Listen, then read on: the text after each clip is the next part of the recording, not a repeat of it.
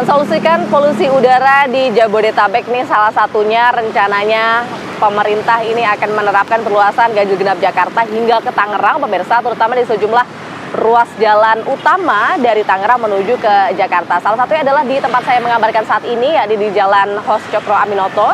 Selain itu juga ada 3 titik lainnya yang rencananya, sekali lagi ini masih rencana ya, untuk diterapkan ganjil genap, yakni di Jalan Daan Mogot, Raden Saleh, dan juga di pintu keluar tol Tangerang yang mengarah ke Jakarta. Nah, kita akan bertanya lagi ke warga, kira-kira kalau kebijakan ini diterapkan mereka setuju atau tidak ya. Di sini ada salah satu pengemudi ojek ini yang saya temui. Selamat pagi. Selamat pagi. Ini Bapak siapa, Pak? Pak Saripudin.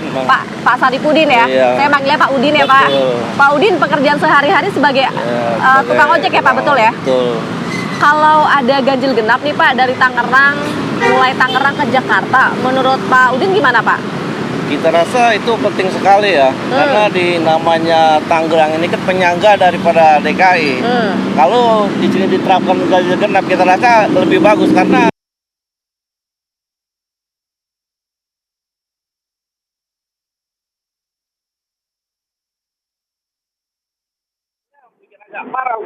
Oh, apa ya, Pak, yang parah, Pak? Oh, jalannya, berarti padat ya? Iya. Oke.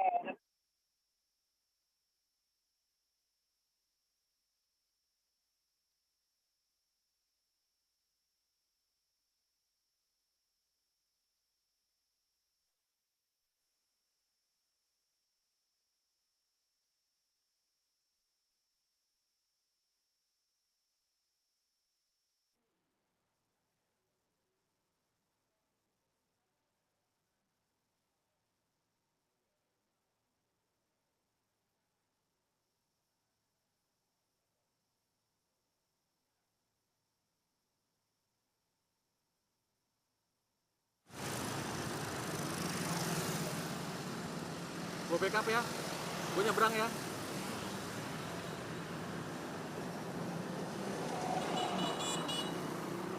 Lagi on ya.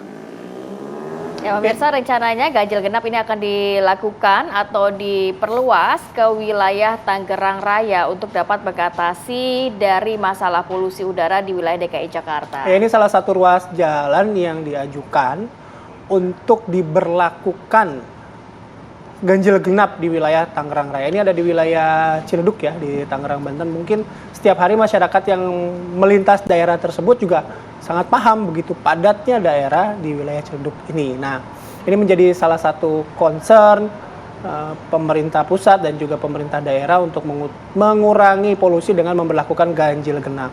Kita kembali lagi ke Fahada Indi untuk melanjutkan laporannya. Fahada.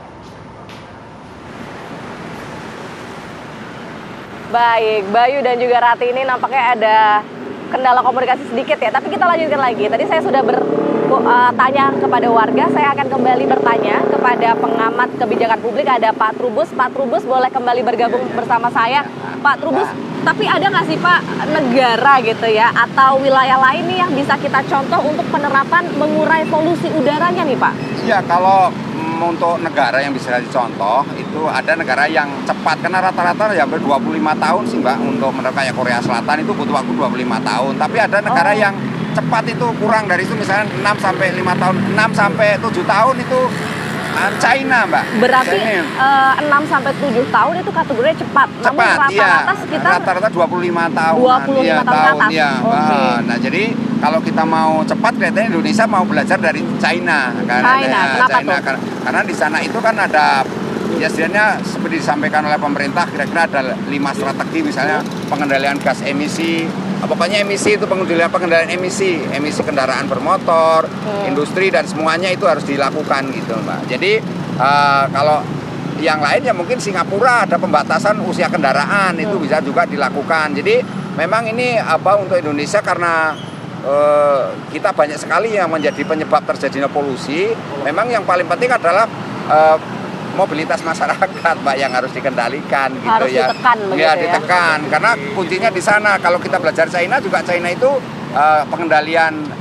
pengendalian mobilitas masyarakat yang diutamakan. Jadi semua masyarakat itu bukan tidak boleh bermobilitas, boleh, tetapi arahkan untuk menggunakan moda transportasi umum. Nah, ini pemerintah menurut saya memang perlu juga memikirkan agar dalam situasi sekarang ini kita menerapkan apa yang dinamakan KLB sebenarnya. Perlu, ini situasi extraordinary, Kejadian KLB, luar biasa. ya, jadi Oke. luar biasa, sehingga ada kebijakan khusus, ada konsekuensi yang diterima oleh pemerintah, dan di mana kemudian masyarakat juga mendapatkan kemanfaatan, Mbak. Misalnya ada bantuan bansos, misalnya kan harus diberikan gitu, Mbak. Kalau tidak, hanya penanganannya manual seperti ini ya memang agak lama dan sulit gitu, Mbak.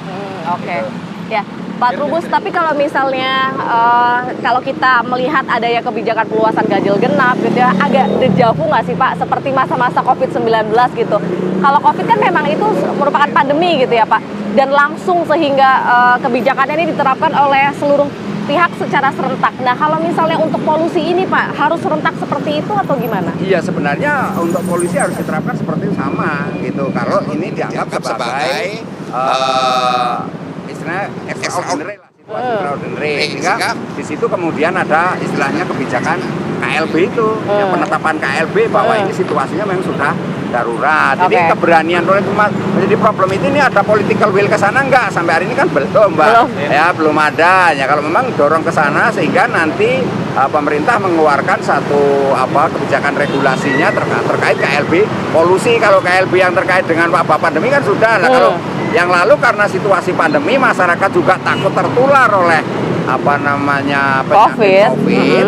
Nah, kalau yang sekarang kan masyarakat menganggap bahwa polusi itu hanya ini, Mbak, temporal saja, itu hanya 2-3 bulan juga selesai, karena kan ini tergantung sangat pada cuaca. Karena memang sedang kemarau begitu ya. Ada kemarau. Nah, ini permasalahannya kemudian ini kita selama ini juga penanganan polusi itu meskipun masyarakat juga pernah melakukan gagasan ini ya, class action dan dimenangkan oleh masyarakat pula, pemerintah selama ini juga sangat tidak bersungguh-sungguh. Menurut saya abai juga, ada unsur sengaja untuk tidak melakukan ya langkah-langkah yang ketat terhadap penanganan polusi udara, Pak. Pak, tapi kalau tadi Pak Trubus bilang penanganan polusi udara yang cepat saja bertahun-tahun gitu ya Pak ya, rata-rata puluhan tahun bahkan untuk bisa mengurangi tingkat polusi udara. Nah, kalau gitu berarti pemerintah kita sudah perlu dong Pak untuk menerapkan kebijakan yang memang jangkanya itu jangka panjang Pak, bukan hanya selama menunggu hujan turun saja gitu Pak, tapi benar-benar sudah harus panjang dong. Ya, itu makanya harus ada dalam kebijakan itu ada namanya skenario planning. Jadi harus memikirkan jangka pendek, jangka menengah, dan jangka panjang. Saya rasa sebenarnya Kementerian KLH itu sudah pernah menyusun juga hal itu. Nah, tinggal bagaimana sekarang political action ya di lapangan dengan cara melibatkan berbagai pihak untuk menangani kasus polusi ini. Di satu sisi juga pemerintah harus sungguh-sungguh terhadap masukan-masukan dari masyarakat. Sebenarnya masyarakat sudah banyak melakukan istilahnya memberikan masukan. Nah, kemudian di sini masalahnya kan pemerintah seringkali kurang tanggap gitu loh, Mbak, terhadap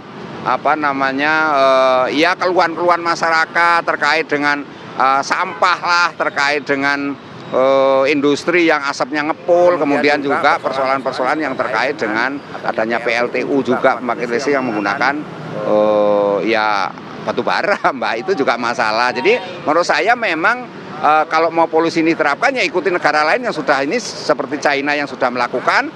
Tapi kalau misalnya agak mau hati-hati ya seperti di Korea Selatan, karena ini menyangkut ini, Mbak, di mana adanya keberanian pemimpin, Mbak. Jadi pimpinan yang berani, yang konsisten terhadap kebijakan itu. Karena kalau di kita ini kan penyakitnya sekali ya ganti pemimpin, ganti kebijakan. Nah, itu yang jadi masalahnya. Memang dibutuhkan kebijakan yang konsisten dan berjalan terus ya Pak ya, supaya bisa segera menyelesaikan. Karena tadi segera saja 6-7 tahun ya Pak ternyata ya. Oke, baik. Yang dengan kekuatan ini dukungan pemerintahnya yang sangat luar biasa itu membutuhkan waktu 6-6 tahun. Nah, Pak Trubus, terima kasih sekali atas pendapatnya. Kita akan kembalikan ke studio itu untuk gambaran ya mengenai rencana kebijakan perluasan ganjil genap Jakarta yang informasinya direncanakan hingga ke Tangerang. Diharapkan tentunya pemerintah tadi seperti kata Pak Trubus juga bisa konsisten ya menerapkan kebijakan-kebijakan yang bisa benar-benar nih berupaya supaya polusi udara di Jakarta ini bisa berkurang.